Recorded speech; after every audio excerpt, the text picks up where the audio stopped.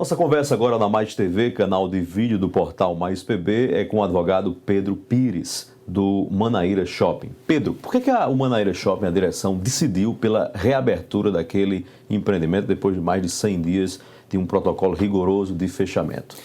Bom, Heron, boa noite, boa tarde, pessoal. Decidiu-se abrir agora porque se entendeu que, de acordo com o decreto municipal de Cabedelo que permitia essa abertura, que fosse permitido aos lojistas e funcionários que eles voltassem a trabalhar desde que obedecidos os rigorosos protocolos de segurança que foram implementados há mais de um mês pelo estabelecimento. Então, não haveria nem desobediência à norma, nem tampouco ocasionar risco à saúde dos colaboradores ou dos consumidores. Dá para dividir o mesmo empreendimento em dois? Já que o shopping é na região limítrofe entre João Pessoa e Cabedelo, o que iria abrir eram as 80 lojas pertencentes ao município de Cabedelo. Como compreender que um shopping que tem uma movimentação de João Pessoa da região inteira ia abrir só um pedaço?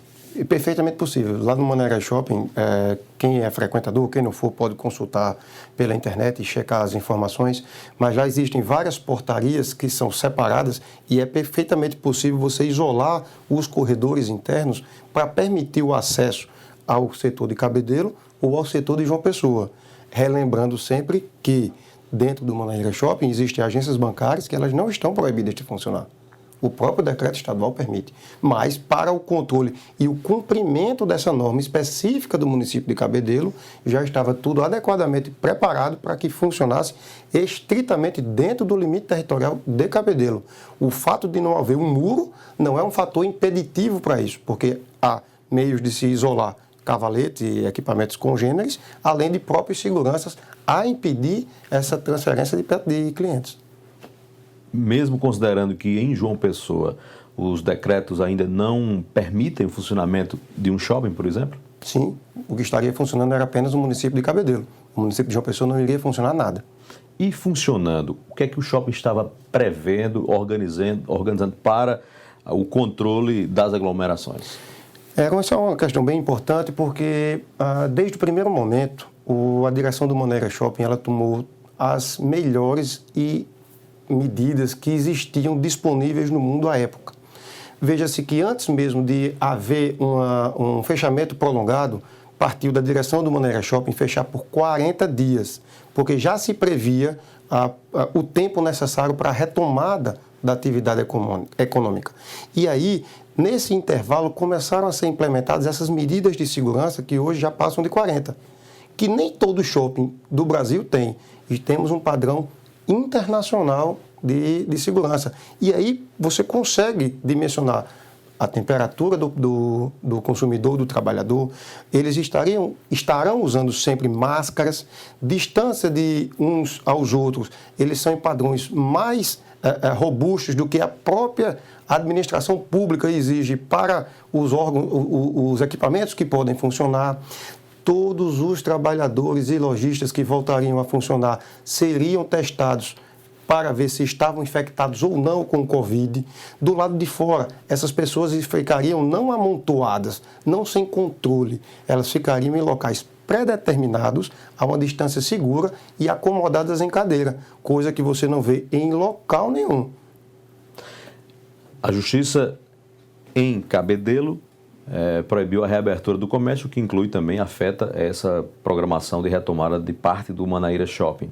A de João Pessoa foi mais específica e proibiu a reabertura do Manaíra Shopping. Qual é a posição da empresa, do shopping, em relação a essas duas decisões?